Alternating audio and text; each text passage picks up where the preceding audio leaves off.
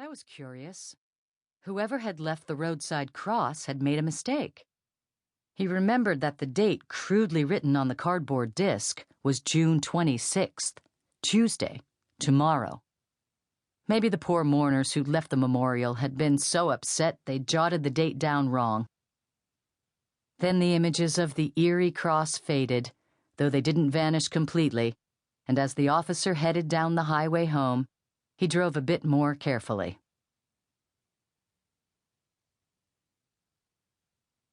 Tuesday.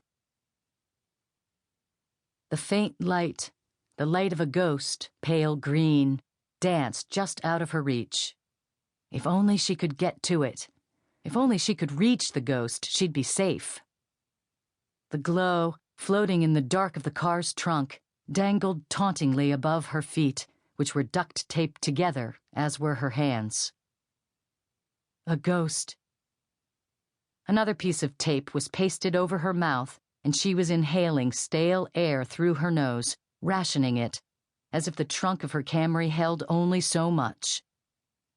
A painful bang as the car hit a pothole. She gave a brief, muted scream. Other hints of light intruded occasionally. The dull red when he hit the brake, the turn signal. No other illumination from outside. The hour was close to 1 a.m. The luminescent ghost rocked back and forth. It was the emergency trunk release, a glow-in-the-dark hand pull emblazoned with a comical image of a man escaping from the car. But it remained just out of reach of her feet. Tammy Foster had forced the crying to stop. The sobs had begun just after her attacker came up behind her in the shadowy parking lot of the club, slapped tape on her mouth, taped her hands behind her back, and shoved her into the trunk. He'd bound her feet as well. Frozen in panic, the 17-year-old had thought, "He doesn't want me to see him. That's good. He doesn't want to kill me. He just wants to scare me. That's all." She'd surveyed the trunk, spotting the dangling ghost. She tried to grip it with her feet, but it slipped out from between her shoes.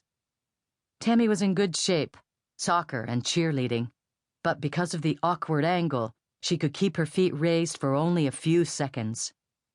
The ghost eluded her. The car pressed on. With every passing yard, she felt more and more despair. Tammy Foster began to cry again. Don't! Your nose'll clog up, you'll choke." She forced herself to stop.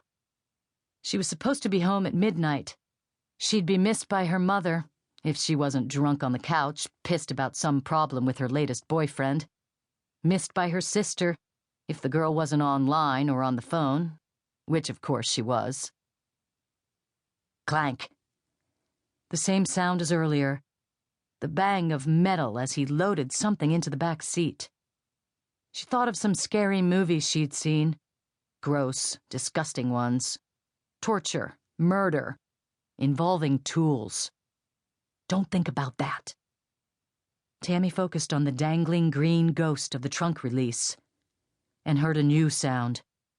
The sea. Finally they stopped, and he shut off the engine.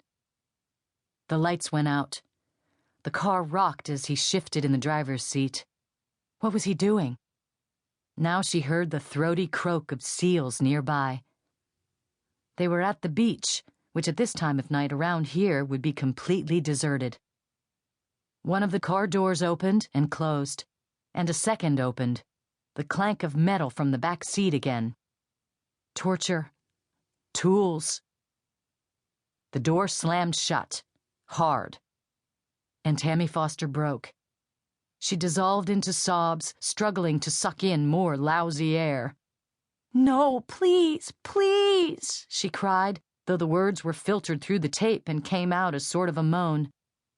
Tammy began running through every prayer she could remember as she waited for the click of the trunk. The sea crashed. The seals hooted. She was going to die. "Mommy!" But then, nothing. The trunk didn't pop. The car door didn't open again. She heard no footsteps approaching.